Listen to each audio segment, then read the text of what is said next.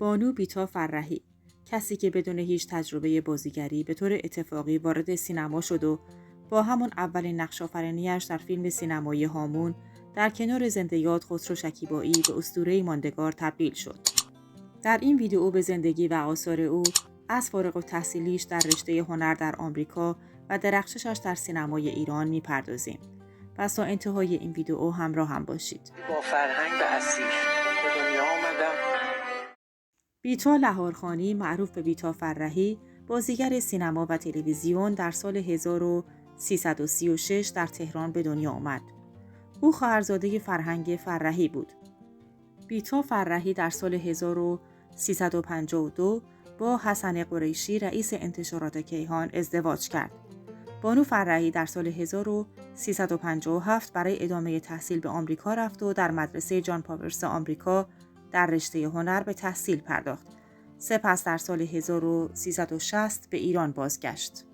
ناصر چشم‌آذر بیتا فرحی رو برای بازی در نقش مهشید فیلم هامون به داریوش مهرجویی معرفی کرد. بیتا فرحی در خاطراتش میگه ناصر چشم‌آذر از دوستان داییم بود.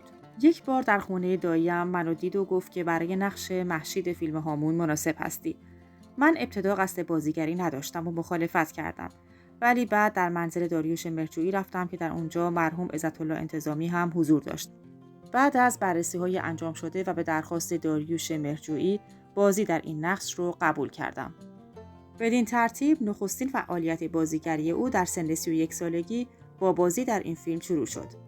بانو فرحی برای بازی در این فیلم در کنار زنده یاد خسرو شکیبایی موفق به دریافت دیپلم افتخار بهترین بازیگر نقش اول زن از 8مین جشنواره فیلم فجر شد.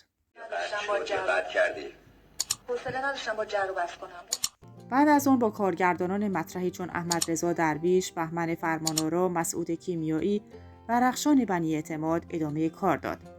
3 بار دیگر برای بازی در فیلم سینمایی کیمیا، خانه ایروی آب و خونبازی نامزد سیمرغ بلورین جشنواره فجر شد.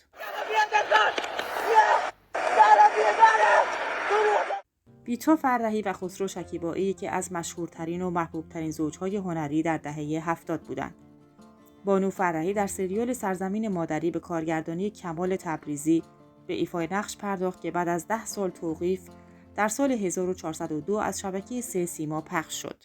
قراره برم و دیگه برنگردم. خیلی بمونم. بیتا فرحی برای بازی در فیلم خونبازی برنده جایزه بهترین بازیگر زن از 33مین جشنواره فیلم پیونگیانگ و جشنواره فیلم کراچی شد. شما کدوم بازی بیتا فرحی رو بیشتر دوست داشتین؟ لطفاً نظرات خودتون رو در کامنت ها با ما به اشتراک بگذارید. بانو فرحی در جایی میگه که در تابستان سال 1392 در روز درگذشت خسرو شکیبایی مادرم فوت شد که این حادثه برایم بسیار دردناک بود. او یک دختر به نام مهسا داره که در فرانسه زندگی میکنه و در سالهای آخر زندگی خود بین پاریس و تهران برای دیدن نوه خود در رفت آمد بود. همین عامل باعث شد که بسیاری از پیشنهادهای کاریش رو از دست بده.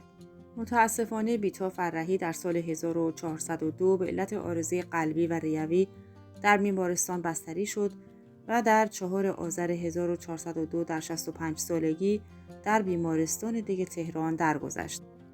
پیکر وی در قطعه هنرمندان بهشت زهرا به خاک سپرده شد. خب دوستان، خیلی ممنونم که تا انتهای این ویدیو همراه هم بودید و با لایک و کامنت هاتون از ما حمایت میکنید. و اگر به سایر مشاهیر تاریخی ایران در هر زمینه علاقمند هستین، خیلی خوشحال میشم که به سایر ویدیوهای کانال سر بزنید و از ما حمایت کنید.